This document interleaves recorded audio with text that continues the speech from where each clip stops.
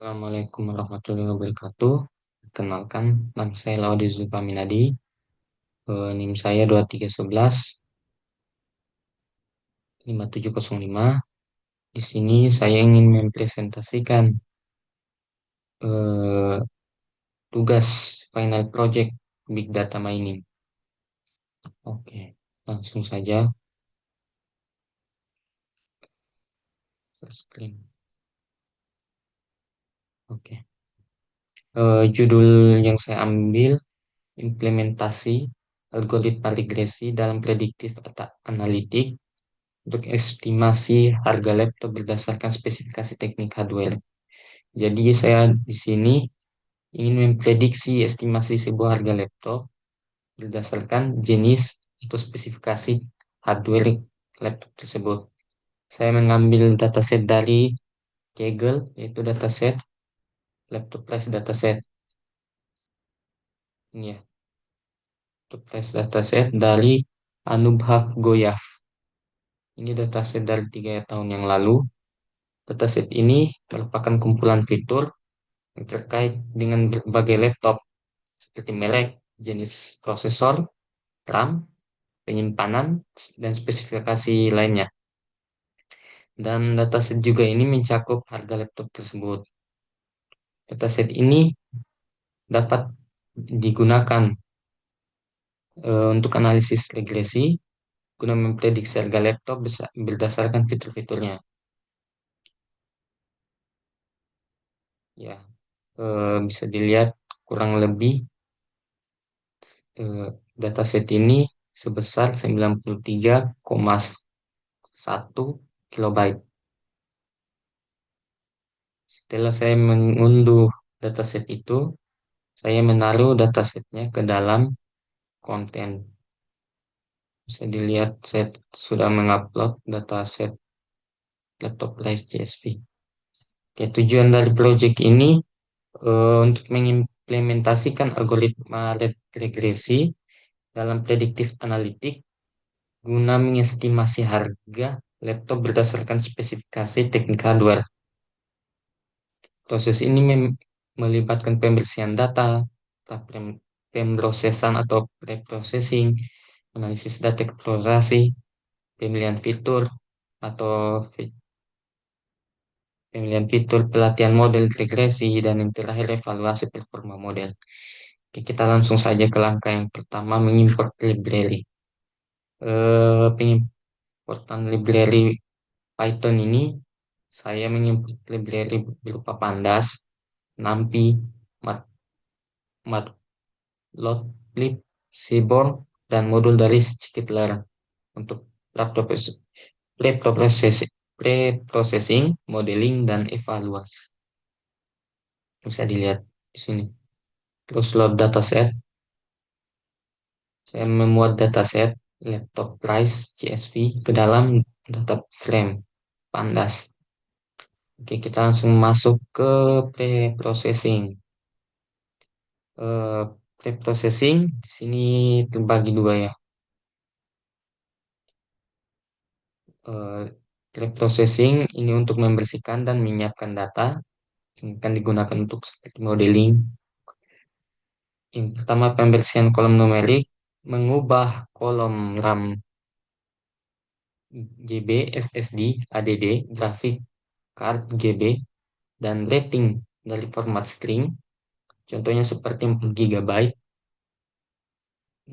atau 3 star, menjadi nilai numerik, contohnya 4 atau 3. Terus encoding data kategorikal, menggunakan label encoder untuk mengubah fitur kategorikal seperti brand, prosesor brand, OS, dan lain-lain. Sehingga representasi numerik agar dapat diproses oleh model machine learning.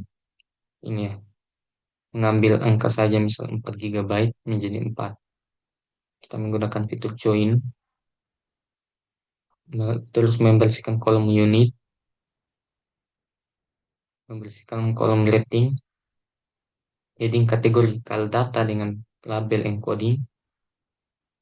Ya, bisa dilihat. Oke, sekarang kita masuk ke explorasi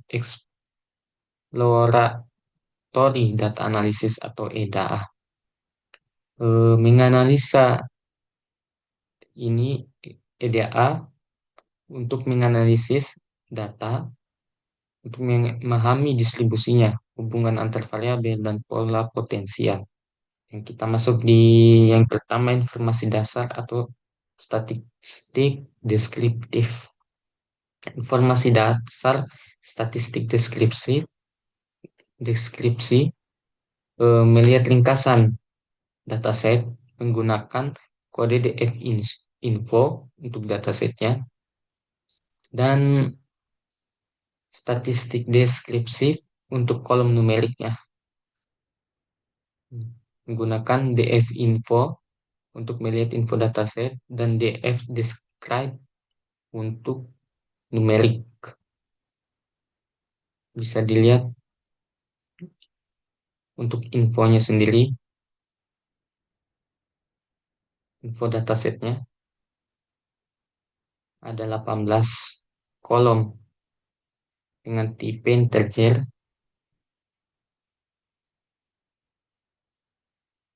dengan 19 data. Untuk statistik deskriptif menjadi numerik bisa dilihat di sini brand, prosesor name, prosesor Gen 18, RAM, iOS, graphic card, week, dan bisa dilihat nomor of review-nya, mana count-nya 823 8 800 juta 23.823 juta. Terus miannya senilai 37.609.964. Terus ada STD-nya 121 lebih, min 25%, 50%, 75 lah, Pak. Dan maksnya eh maksnya. Oke, untuk distribusi harga target variabel. Melihat histogram distribusi harga laptop untuk memahami rentan dan kecenderungannya. Di sini bisa dilihat distribusi harga laptop, frekuensi harga. Yang tertinggi adalah harga di bawah 100.000. Harga di bawah 100.000 dengan frekuensi penjualannya kurang lebih 140. Terus pengaruh brand terhadap harga. Di sini saya menggunakan box plot untuk melihat bagaimana harga bervariasi antar merek laptop.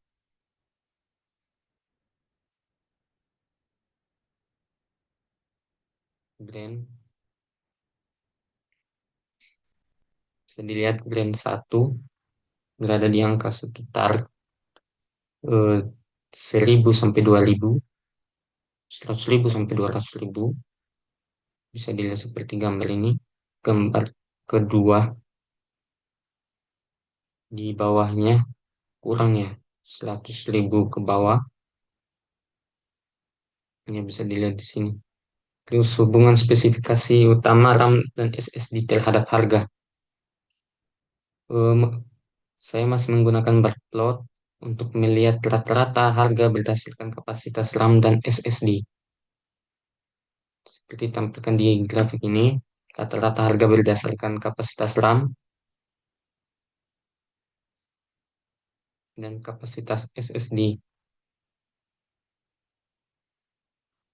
Makin tinggi kapasitas RAM, maka harga dari laptop akan makin mahal.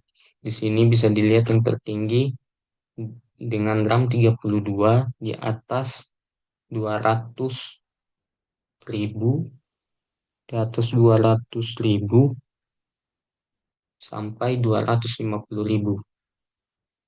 dan yang terendah di atas 50.000 dengan RAM 4. Terus berdasarkan kapasitas SSD-nya, yang tertinggi itu dengan kapasitas 3072 dan di harga 400.000. Korelasi.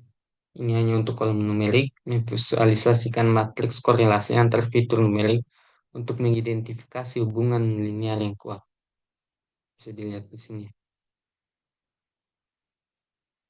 Oke, kita masuk ke pembahasan berikutnya, feature selection. Feature selection, persiapan data. Memilih fitur-fitur yang paling relevan, siapkan data model. Untuk pemilihan fitur, sini saya mengidentifikasi 18 fitur kunci yang akan digunakan untuk melatih model seperti brand, RAM, GB, SSD, graphic card, rating, dan lain-lain. Bisa dilihat di sini ada 18 fitur kunci. Brand, processor name, processor GNRTN, RAM, RAM GB, RAM type, SSD, HDD, OS bit, graphic card, GB, wake, warranty, touchscreen, MS Office, rating, number of ratings, dan terakhir number of review. Yang kedua, log transformasi pada target. Menerapkan transformasi logaritmik pada variabel price untuk mengurangi weakness dan membantu model belajar lebih baik dari distribusi harga yang cenderung berekor panjang. Terus pembagian data, membagi data set menjadi 80% data training dan 20% data testing menggunakan train test split data ya. Terus scaling fitur menggunakan standar scalar untuk menstandarisasi fitur-fitur numerik pada data training dan testing, memastikan semua fitur memiliki skala yang sama, yang penting untuk performa beberapa algoritma machine learning. Ya, untuk modeling, menggunakan saya menggunakan modeling algoritma random forest regressor yang merupakan model ensemble berbasis pohon keputusan. Model dilatih dengan N-estimator 200, yaitu jumlah pohon keputusan dengan max deep 15, kedalaman maksimum pohon, dan max feature atau SQLT, itu jumlah fitur yang dipertimbangkan untuk setiap split. Ya. Terus untuk prediksi dan evaluasi, prediksi model membuat prediksi harga laptop pada data testing dalam skala logaritmik, dan kedua inverse log transformation. Hasil prediksi dikembalikan ke skala harga asli menggunakan NPX PM1 ini ya, agar mudah diinterpretasikan. Matriks evaluasi menghitung metrik kinerja seperti R square dengan skor 0,6135, nah, misalnya dengan nilai R square-nya skor 0,6739, mean absolute error dengan RP 11,920 ribu, RMSE-nya dengan RP 25.208,89.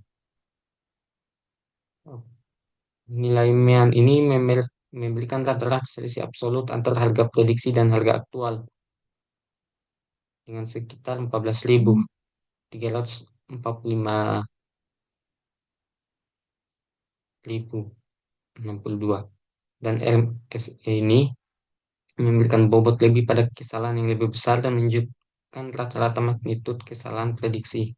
Nilai RMSE yang lebih tinggi dari MAE menunjukkan adanya beberapa kesalahan prediksi yang cukup besar. Terus kita masuk ke visualisasi aktual dan prediksi price. Plot regresi yang membandingkan aktual dan versus prediksi price plot regresi yang membandingkan harga aktual dengan harga prediksi. Garis merah menunjukkan prediksi ideal. Dan kedua, visualisasi untuk feature important selection. Plot menampilkan beberapa penting setiap fitur dalam mempengaruhi prediksi harga oleh model random forest. Ini membantu memahami fitur mana yang paling berkontribusi pada penentuan harga laptop. Bisa dilihat aktual versus predictive price, aktual price, dan predictive price.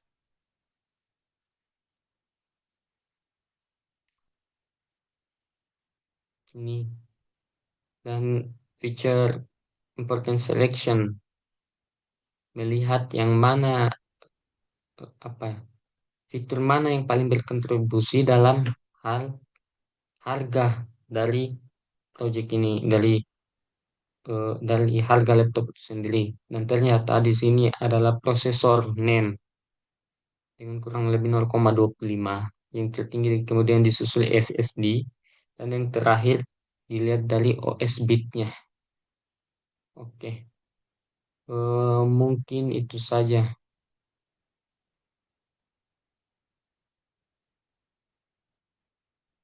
Mungkin itu saja presentasi dari saya.